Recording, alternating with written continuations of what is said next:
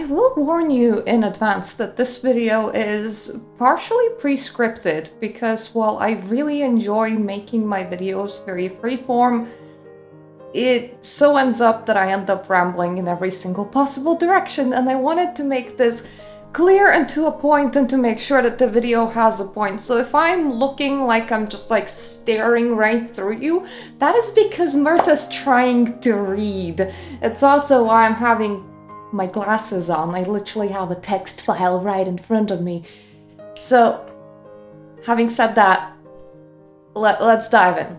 Let us start this video with the right intentions. I'm not here to tell you that the whole games industry is bad or that it is out to steal your wife and your kids, but rather that there are always video games that you will like and video games that you will dislike. More recently, people have seen select franchises pivot what they are selling or expressed fears that certain other franchises may pivot what they're selling, and we're talking about that. Change is change. It's okay if you like all the new directions or all the old ones. Once again, there will always be something new and exciting for everyone, and when there's a gap in the market, someone is eventually bound to fill it. I came to this topic because at first I was thinking about how there are very little good vampire games.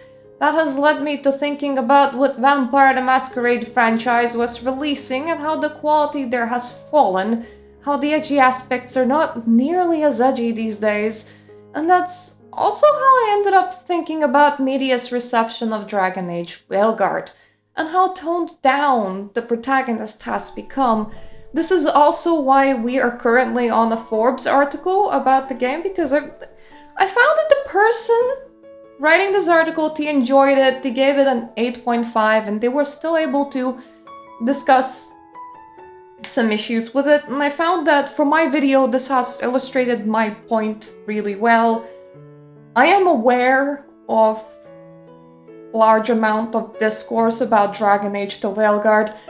YouTube likes to recommend really weird videos to me. I sometimes click into them even if I'm not entirely related to said games or I don't play said franchises myself. So there has been an outrage, there has been some discourse, there has been some funny videos where people are like, here is the new protagonist and here is the old protagonist and look at how they act different, hoo hoo hoo, ha ha ha. You know, some people are of course really into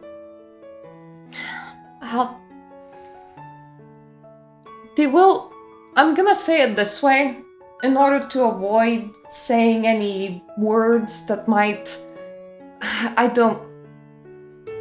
express my opinion in a way that shuts ears from many other people. You want to be careful about what you say because it's so easy to have a person stop listening to you halfway through because you use the keyword and they're like, oh, I know exactly what kind of person you are. So I'm just gonna say it this way. Some YouTubers online will play up their own personal anger, and as a result, their audience will also then become kinda angry by going, oh, everything is wrong. Every single video that this person releases just shows the downfall of the gaming industry. And therefore, obviously, the gaming industry right now is just such a bad point, and what are they even doing? When it's one side of the coin and it is expressed in a normally kind of emotional way, and I don't want to like reference anyone in particular, I don't want to talk about that in depth. I just don't want to bring these kind of vibes. That's why what I'm trying to say is formulated fairly carefully, and why I'm using an article from Forbes that was kinda nice and friendly towards the game in general. It's just that they had very similar opinions and thoughts to what I'm trying to express here. And if you can't tell, this part has been completely off script, so if I ruined my own video, that's entirely on me. Anyway, let's read the highlighted part of the Forbes article about Dragon Age the Veilguard. I have one major problem with Dragon Age the Veilguard, and no, it has nothing to do with the endless culture wars surrounding the game. Rather, I think they played it way too safe with the tone. This is a game with close to zero edge to it. A lack of conflict, a lack of truly tough choices, and a lack of letting your rook be anything close to ruthless, if not actually sort of evil, which is of course possible in many RPGs, and past Dragon Age games allowed for more grey areas than what we see here. Forgive for my uneducated opinion, but from what I've seen online about this game, the protagonist does not really swear, cannot really be mean, and the group of people that they're traveling with don't tend to have interesting and fun quips between each other.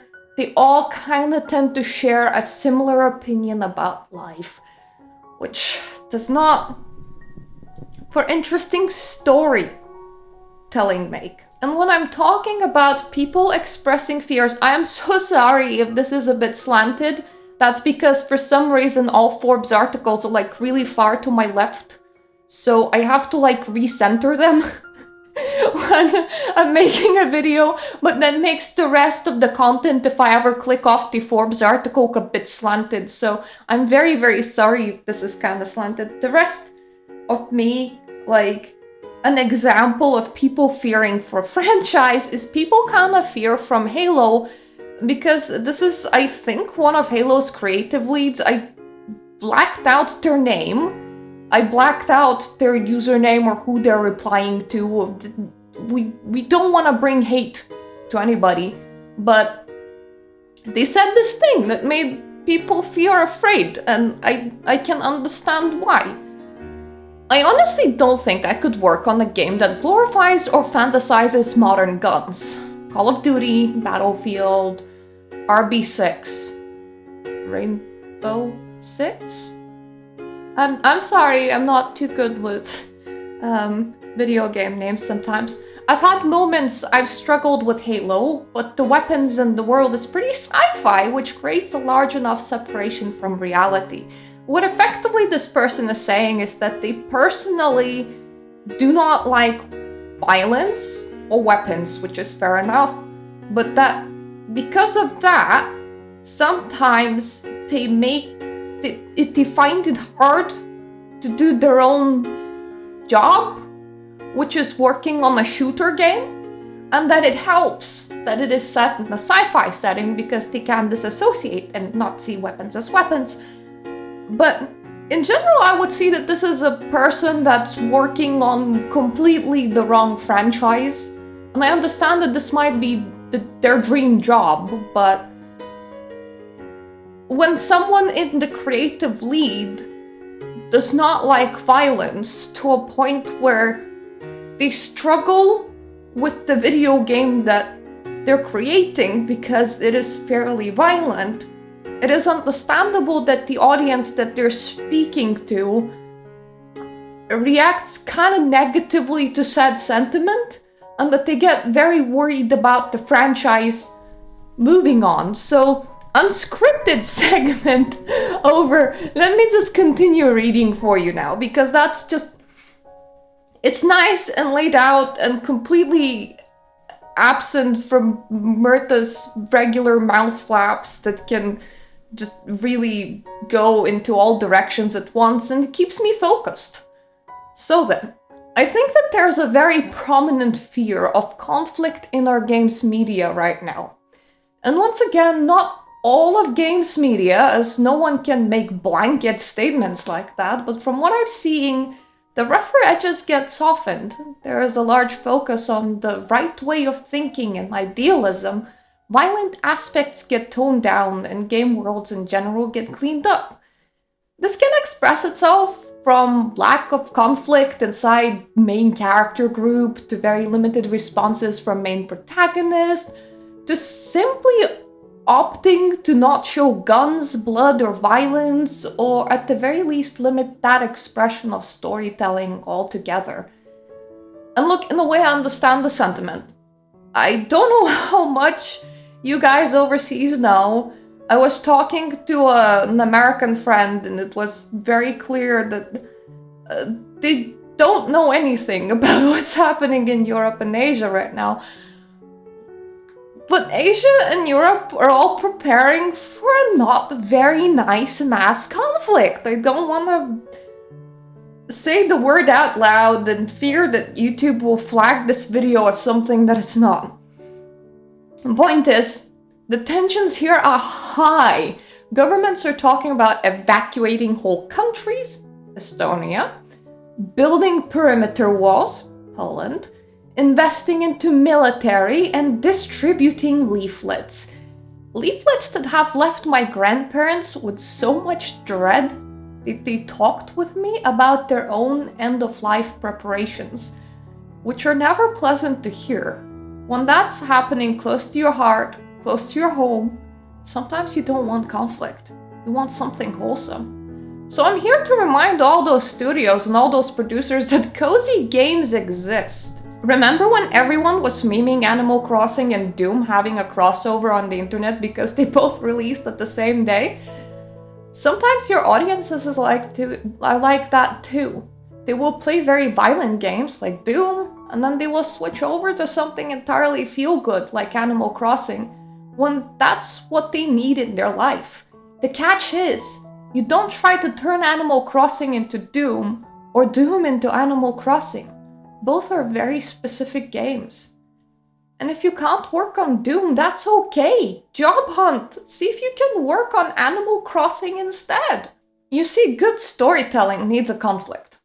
And a story isn't very realistic if the protagonist is always right, always does the right thing, or teaches you a moral lesson.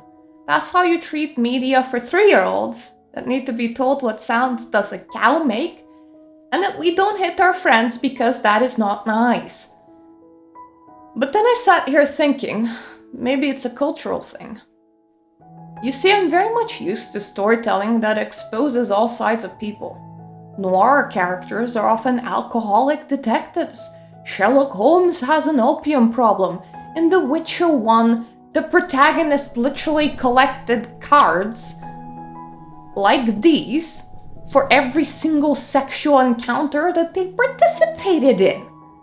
I'm used to the rugged, the gritty, and the wrong. I'm used to protagonists that are by no means someone to emulate or to put on the pedestal. But that makes them more people-like. Because you know what? I'm also not a person to put on the pedestal. I'm also not always right. I don't always make the right choices in life or say the right things, and neither are you. No one lives their life with zero regrets, being right all the time, just like projecting this holy image of themselves. People are not that. You know, let's just sit on the Animal Crossing with Doom picture because I personally quite like it. Then again, I grew up in a culture and a world where we don't emulate people from entertainment that we consume. You can watch a soap opera where everyone is cheating on each other and your takeaway won't be, oh yeah, that's normal. You can play a character with deep regrets or a cocky attitude and your takeaway won't be, yeah, that's how it should be. And with American media, sometimes I'm not entirely sure that that's the case.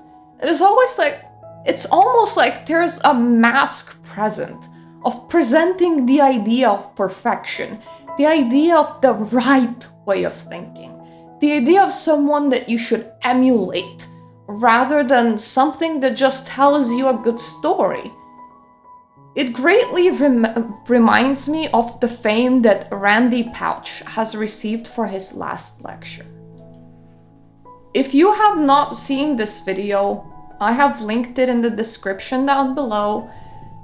It is a good video to listen to. It is a guy that's dying from cancer and he's talking about childhood dreams and achieving them and helping other people achieve them. And you see, and upbeat. It is a happy presentation. It is inspirational. It doesn't necessarily reflect him as a human being. It expresses the idea that he wanted to express at a time, and it is a good idea. But nobody lives that way.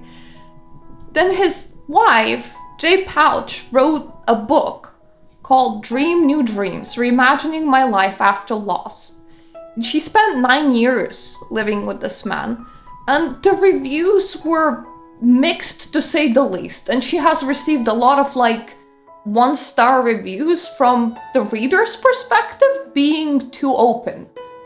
Because it breaks the idea that this man that was a great creative genius, was a perfect husband and father and was carrying this mask of holiness. It exposes too much of their personal life, and such as conversations of whether or not to put their youngest daughter, which was 3 months old when he got diagnosed with cancer, for adoption in hopes of getting her a better life.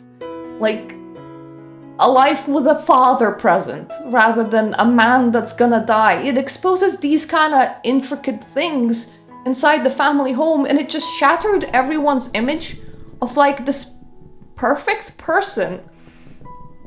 And the reaction was very negative. The reaction was very negative to there being a human being, because I suppose American culture doesn't want to see people. I think I'm European and I'm born Lithuanian. I have been living in UK for a while.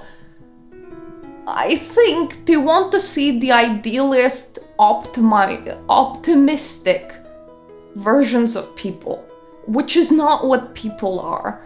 And their media is softer. Their jokes are punchlines. There isn't a lot of cringe or sarcasm or darker elements to it. And when people go on stages to make speeches, they present a feel-good attitude. They give a speech that's inspiring, not necessarily a reflection of who they were in their life. And once again, it is a great speech. You should listen to it. It's jarring to me when people have that reaction. Yeah, I'm back to this picture. I really like it. About there being a human being even behind a real human being, let alone a fictional one. There's some sort of need for that idealized image, and it doesn't work on me. Probably because I'm not from that culture. So, in the end, people vote with their wallets. And this is not me saying, oh, you're not gonna sell these kind of games. You probably will. There's probably quite a big audience for them. And as I said, there will always be product where there are market gaps. If there's cultural lines being drawn where American games become too American for the rest of the world to understand, I'm pretty sure that there will be video games from the rest of the world that people do understand. It is fine.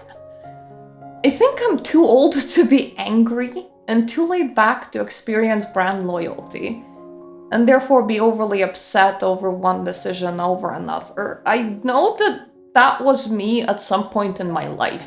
When a Sims franchise pivoted to something that I personally did not enjoy, I was very upset about that. When Mass Effect 3 released and there were 3 rainbow endings, I was very upset about that. When SimCity released SimCity Societies and it wasn't that good of a sequel to The Sims 4, I was very upset about that. That was the child me, that was the teenage me, and that was a very young adult me. By this point, I'm 30. I just hop to a different franchise. It's a video game, it's not that big of a deal. I think I really mellowed out when time flew by, and I think that's what happens with people, and also I think that is a good thing. However, if you want to sell to me in particular, don't be afraid to make it dirty. Don't be afraid to write people. I'm not about to base my whole personality off a fictional character, nor am I about to emulate their actions. Of course, there is the opposite side of this, which is being edgy for the sake of being edgy, and normally you will... The easiest way to summarize it is if you read some sort of like creepypastas and everything's blood because blood's scary, and you saw Sonic and he was vomiting blood and his eyes were made out of blood and also the ground was blood and there was blood leaking out of your computer. Isn't blood scary? That is edge for the sake of being edgy. You think that if you put enough edgy elements, it will work? But instead it just ends up being a bit of a funny caricature for anyone that's mature or a bit older. It does appeal to middle schoolers, but past that point, the appeal kind of drops. But as we're pushing into the territory of games being a bit too clean, I don't think that said side is for this video to cover. I'm just acknowledging that it exists, and it is definitely not the kind of video topic that I would like to do this year, or probably in the next 5 years.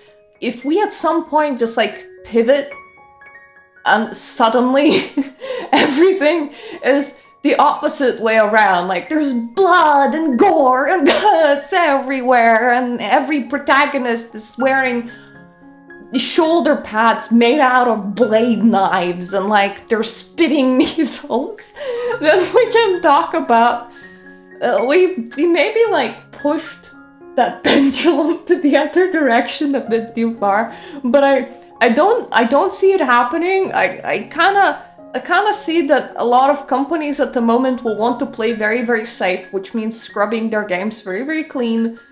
A bit too clean in my opinion, but that's once again just my opinion.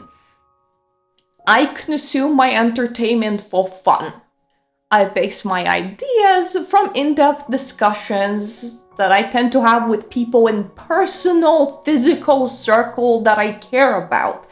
I'm not 5. You don't need to Dora the Explorer me or to Postman Pat me in the media that I consume. This is not something that I emulate.